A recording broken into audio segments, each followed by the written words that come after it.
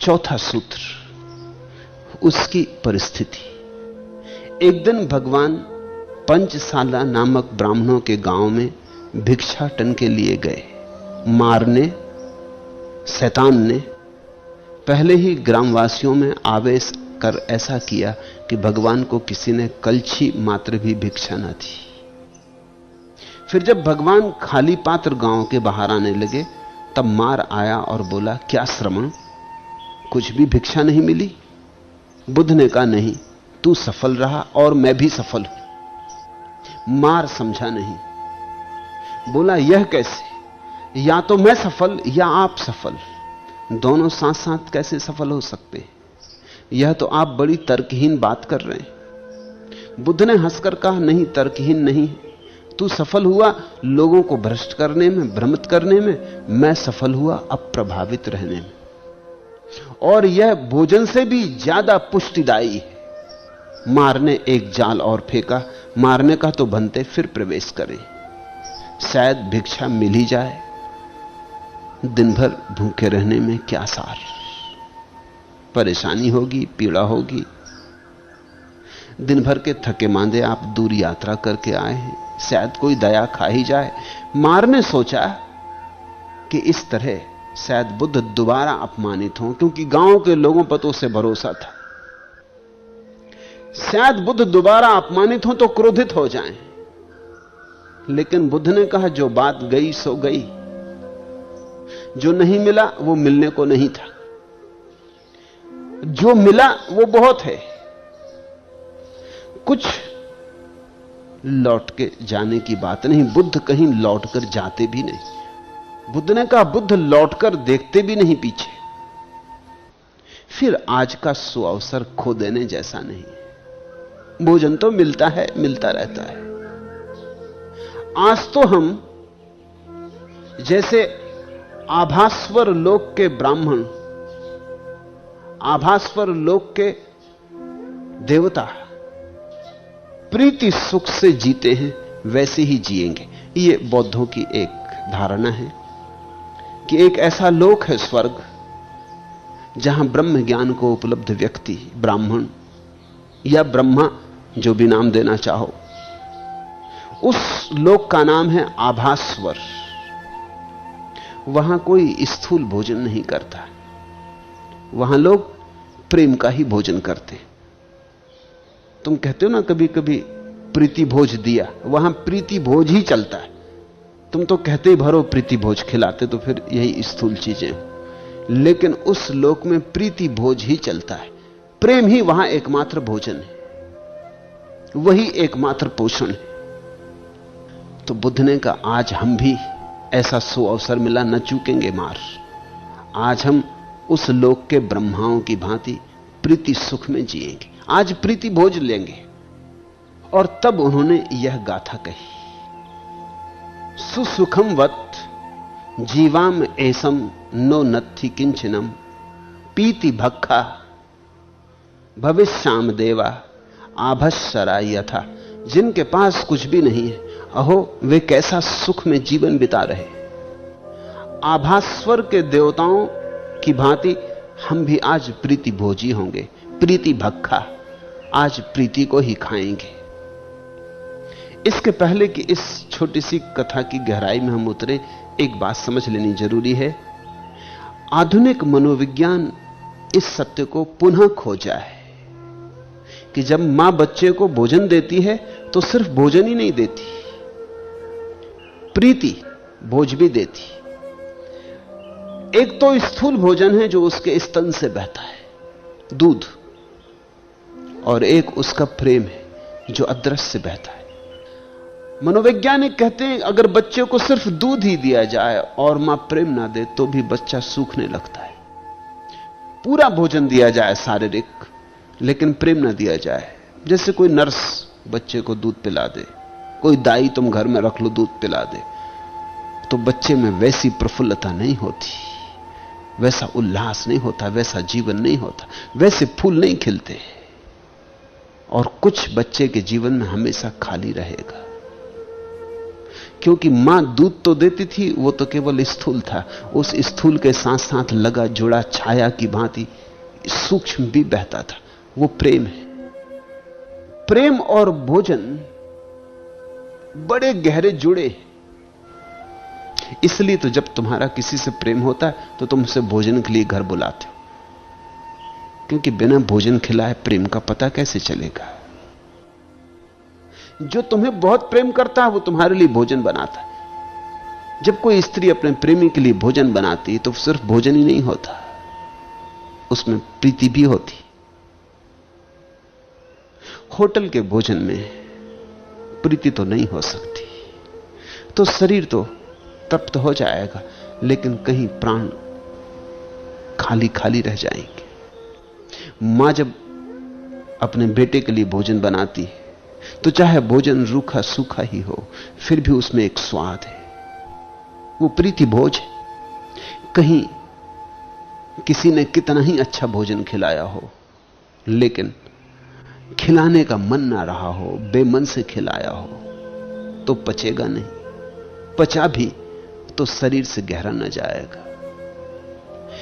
इस देश में तो हमने हजारों साल पहले इस बात का बोध कर लिया था कि प्रेम कहीं अनिवार्य रूप से भोजन का हिस्सा है, और इसलिए जहां प्रेम ना हो वहां भोजन स्वीकार ना करना। अगर तुम्हारी पत्नी क्रोध में भोजन बना रही हो तो उस भोजन को स्वीकार मत करना। अगर तुम भोजन बना रहे हो क्रोध में तो मत बनाना, क्योंकि क्रोध में जब भोजन बनाया जाता है तो विषाक्त हो जाता है। आज परिणाम नहीं होगा, कल परिणाम होगा, कल नहीं होगा, परसों होगा, जहर इकट्ठा होगा। जब तुम भोजन करने बैठो अगर क्रोध में हो तो मत करना भोजन, क्योंकि जब तुम प्रेम से भरे होते हो तभी बाहर से बहते प्रेम को भी तुम भीतर ले जाने में समर्थ होते हो। प्रेम से प्रेम का तालमेल होता है, संयोग होता है। प्रेम की तरंग को भीतर ले जाती। अगर तुम क्रोधित बैठे भोजन कर रहे हो तो तुम भोजन तो कर लोगे, लेकिन प्रेम की तरंग भीतर नहीं जा सकेगी, और फिर क्रोध में जो तुम भोजन करोगे वो भी विषाक्त हो जाएगा। इसलिए इस देश में तो हमने बड़े नियम बनाए थे कि क्रोध में कोई भोजन ना करे, क्रोध में बनाया भोजन ना करे। किसके हाथ का बनाया भोजन करे, किसके हाथ का बनाया भोजन ना करे, किस घड़ी में कोई भोजन बनाए। इस देश में तो 4 दिन के लिए स्त्रियां जब उनका मासिक धर्म हो तो भोजन के लिए मना कर दिया था। अब संभव है कि भविष्य फिर विज्ञान के आधार से मना करे, क्योंकि जब 4 दिन स्त्रियों का मासिक धर्म होता है तो उनके शरीर में इतने रूपांतरण होते हैं, इतना हार्मोनल अंतर होता है कि उनके भीतर सब प्रीति सुख सूख जाता है। इतनी पीड़ा होती, उस पीड़ा और दर्द में आशा नहीं है कि उनका प्रेम बह सके। इसलिए उस घड़ी में भोजन बनाना ठीक नहीं। उस घड़ी में बनाया गया भोजन विषाक्त हो जाए। इस पर तो प्रयोग भी चले हैं। इंग्लैंड की एक प्रयोगशाला दिलावार में उन्होंने प्रयोग किए। अगर जिस स्त्री को मासिक धर्म के समय बहुत पीड़ा होती, पेट में बहुत दर्द होता है, उस समय अगर वो गुलाब का फूल अपने हाथ में ले ले तो दुगनी गति से गुलाब का फूल सूख जाता है, दुगनी गति से। वही स्त्री जब मासिक धर्म में ना हो तब गुलाब के फूल को हाथ में लेती है, तो अगर उसको सूखने में घंटा भर लगे, मुरझाने में घंटा भर लगे, तो मासिक धर्म के समय आधा घंटे में मुरझा जाता है। तो गुलाब के फूल तक पे तरंगें पहुंच जाती, तो भोजन में भी तरंगें उतर जाएंगी। ये जो हम हैं केवल शरीर ही नहीं है, आत्मा भी है। तो आत्मा का भी कुछ भोजन होगा जैसे शरीर का कुछ भोजन। इसलिए तो प्रेम के लिए इतनी लालसा होती। आदमी भूखा रह ले लेकिन प्रेम के बिना नहीं रहा जाता। आदमी गरीब रह ले लेकिन प्रेम के बिना नहीं रहा जाता। बिना धन के रह ले, निर्धन रह ले, लेकिन बिना प्रेम के नहीं रहा जाता। प्रेम की एक गहन प्यास है। वो प्यास इतना ही बता रही कि आत्मा कहीं अतृप्त है, आत्मा को जो मिलना था नहीं मिला, आत्मा का भोजन नहीं मिला। तो ये बौद्धों की जो धारणा है बड़ी महत्वपूर्ण है। एक ऐसा देवलोक, देवलोक का मतलब ही होता है वहां जहां शरीर नहीं रहा, सिर्फ आत्माएं। यह कल्पना भी हो तो भी महत्वपूर्ण है, समझने जैसी। तुम्हारे जीवन में दृष्टि बनेगी। इस बात को कोई ऐसा मत मान लेना है कि ऐसा कहीं कोई स्वर्गलोक है या होना चाहिए। यह कोई ऐतिहासिक तथ्य नहीं है, यह तो सिर्फ प्रतीक है। अगर कहीं कोई ऐसा लोक हो जहां शरीर तो गिर गए हों और सिर्फ आत्माओं का वास हो, तो वहां भोजन की तो कोई जरूरत ना होगी, वहां प्रेम की जरूरत होगी, प्रीति भक्खा। वहां तो लोग प्रीति भोज करेंगे, वहां प्रेम ही प्रेम बांटेंगे, परोसेंगे, बुलाएंगे और प्रेम देंगे और प्रेम लेंगे। वहां प्रेम का लेन देन चलेगा, वहां खूब प्रेम का आदान प्रदान होगा, प्रीति भक्खा। तो बुद्ध ने कहा कि आज ऐसा सुअवसर मिला मार, हम भी प्रीति भक्खा होंगे, आज तो प्रेम ही में जिएंगे। अब हम इस कहानी को समझें। एक दिन भगवान पंचशाला नामक ब्राह्मणों के गांव में भिक्षाटन के लिए गए। ब्राह्मणों का गांव, यह ख्याल में रखना, खतरनाक गांव, सब पंडित ज्ञानी। जब भी बुद्ध पुरुष हुए हैं तो पंडितों ने इंकार किया है। जिन्होंने जीसस को सूली दी वो पंडित थे, ब्राह्मण थे, पुरोहित थे। जेरूसलम के बड़े मंदिर का प्रधान पुरोहित उसमें सम्मिलित था। पुरोहितों की काउंसिल ने निर्णय किया था। जितने बड़े पंडित थे यहूदियों के, सबने यह निर्णय दिया था कि आदमी मार डालने योग्य है, यह आदमी खतरनाक है। पंडित ज्ञान के पक्ष में नहीं होता। ये थोड़ा समझना कि क्या बात है। होना तो चाहिए पंडित को ज्ञान के पक्ष में, लेकिन पंडित ज्ञान के पक्ष में नहीं होता। क्यों? क्योंकि अगर बुद्ध सही है तो फिर पंडित का सारा ज्ञान थोथा सिद्ध हो जाता। वो तो शास्त्र से पाया, वो तो किताब से पाया, और बुद्ध उसे अपने भीतर जगाए हैं, अपने भीतर उठाए। बुद्ध का शास्त्र उनकी चेतना में, और पंडित का शास्त्र तो बाहर है, किताबी है। इस किताबी ज्ञान को ही वो अब तक ज्ञान मानता रहा है। तो जब असली ज्ञान सामने खड़ा होगा तो उसका ज्ञान एकदम फीका पड़ जाता है। असली सिक्के को देख के नकली सिक्का अगर नाराज होता हो तो आश्चर्य तो नहीं। और फिर नकली सिक्के बहुत हैं, इसलिए नकली सिक्के अगर इकट्ठे हो जाते हो असली सिक्के के खिलाफ तो भी कुछ आश्चर्य नहीं। और सभी नकली सिक्के अगर मिलकर असली सिक्के की हत्या कर देते हो तो भी कुछ आश्चर्य नहीं। तो पहली बात, पंचशाला नामक ब्राह्मणों का गांव, जिसमें ब्राह्मण ही ब्राह्मण बसते थे। अगर कोई एक आदमी ऐसा आदमी होता जो पंडित ना होता तो शायद दया खा जाता। पंडित से क्या दया की आशा। और दूसरे मजे की बात है, जीसस ने कहा है कि शैतान भी शास्त्रों के उद्धरण देता है। तो मार ने, जो कि बौद्धों की शैतान की धारणा है, अगर पंडितों को राजी कर लिया हो बुद्ध के खिलाफ तो कुछ आश्चर्य नहीं, क्योंकि शैतान खुद भी महापंडित है। तुम्हें शायद पता ना हो, ईसाईयत की यही धारणा है। शैतान देवता है, लेकिन उसे स्वर्ग से निकाल दिया गया है, क्योंकि वो ईश्वर से भी वाद विवाद करने को उत्सुक था। पंडित रहा होगा, ब्राह्मण रहा होगा।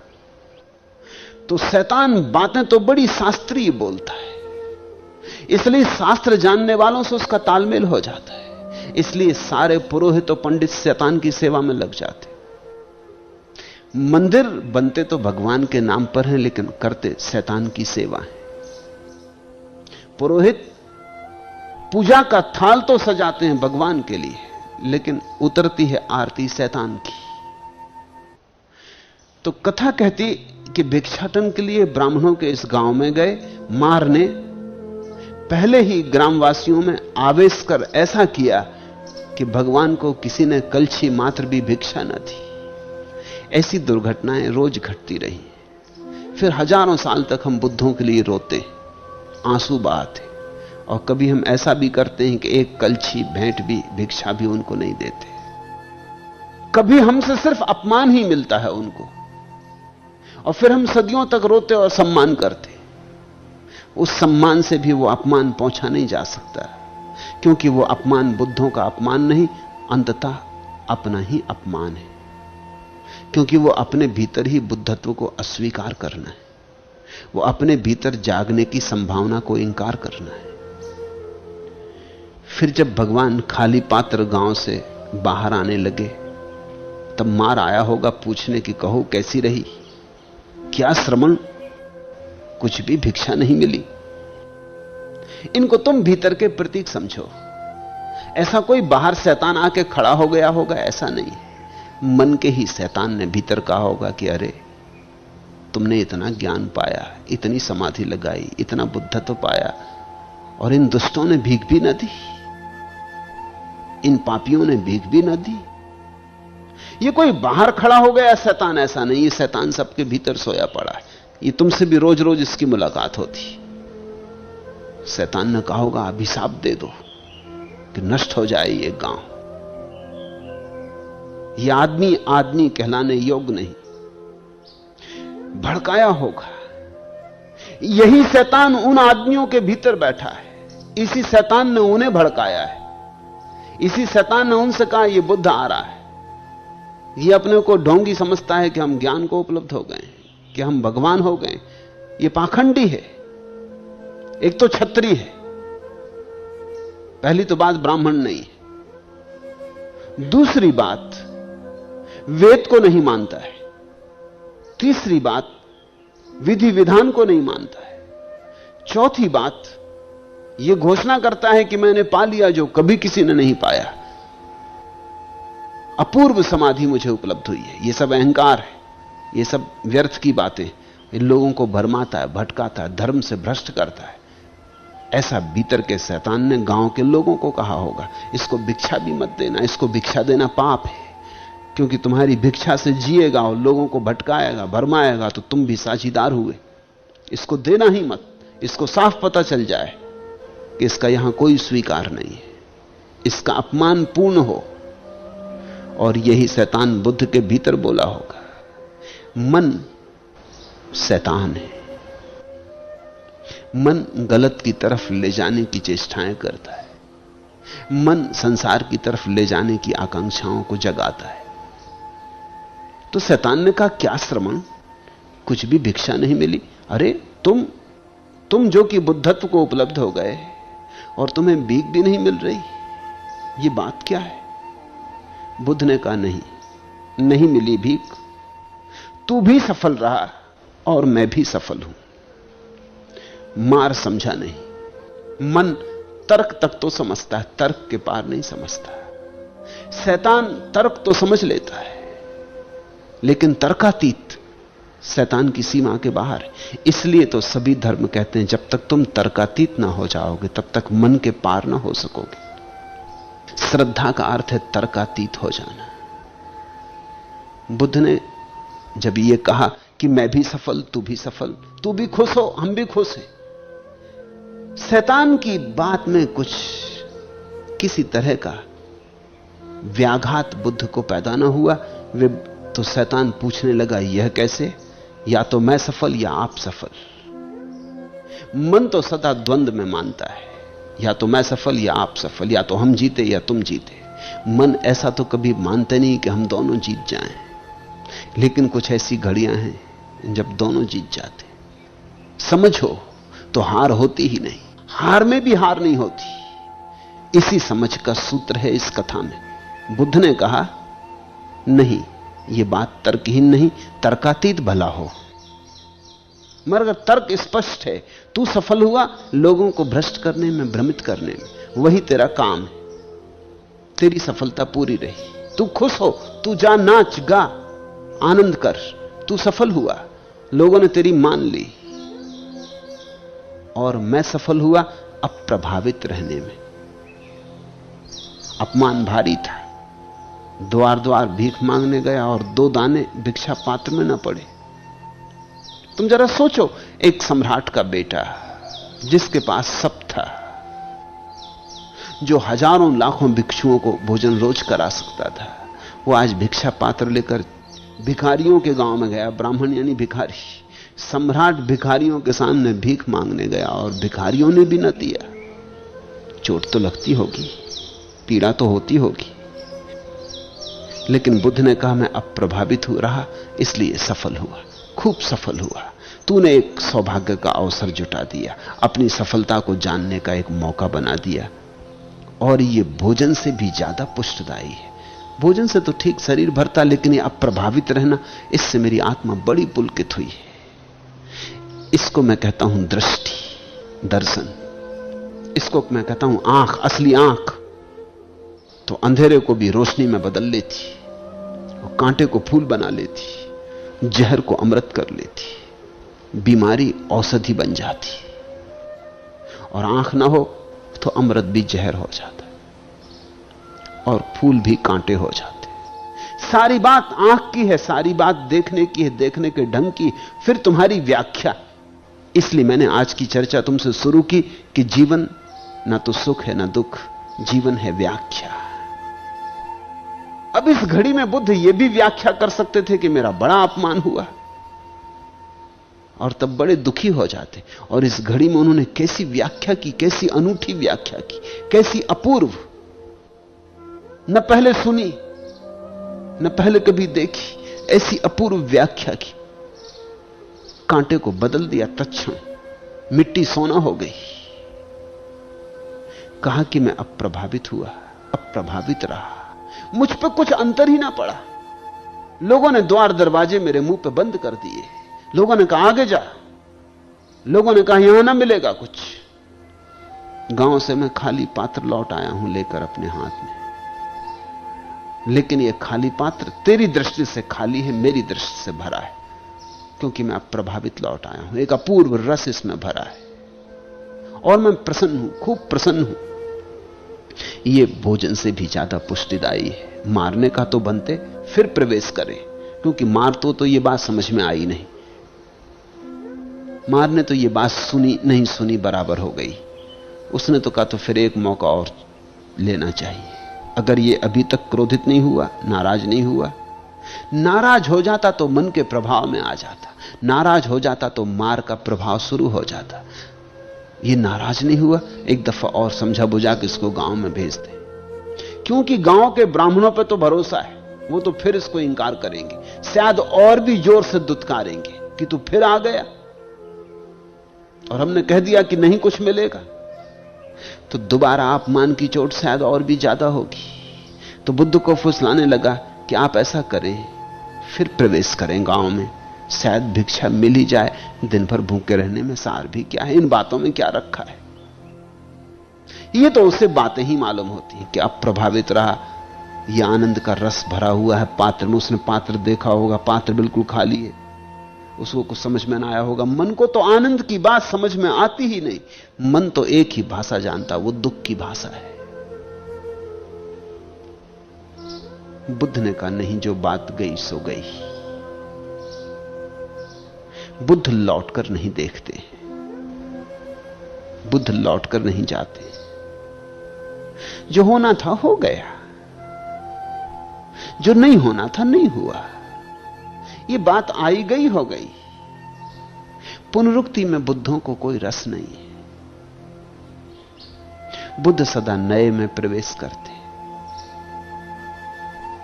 फिर आज का सुअवसर हम आभास्वर लोक के ब्रह्माओं की भांति प्रीति सुख से ही बिताएंगे। और तब यह गाथा कही, जिनके पास कुछ भी नहीं है, अहो वे कैसा सुख में जीवन बिता रहे। वो भिक्षा पात्र खाली शैतान के सामने करके बुद्ध ने कहा होगा, देख जिनके पास कुछ भी नहीं, अहो वे कैसा सुख में जीवन बिता रहे हैं। स सुखम वत जीवाम एसम नो नत्थि किंचिनम। नहीं, जिनके पास कुछ भी है उनके सुख का कोई पारावार नहीं, क्योंकि जिनके पास कुछ है उनके सुख की सीमा है। तुम्हारे पास 1000 रुपए हैं तो 1000 रुपए के योग्य सुख, तुम्हारे पास 10,000 रुपए हैं तो 10,000 रुपए के योग्य सुख।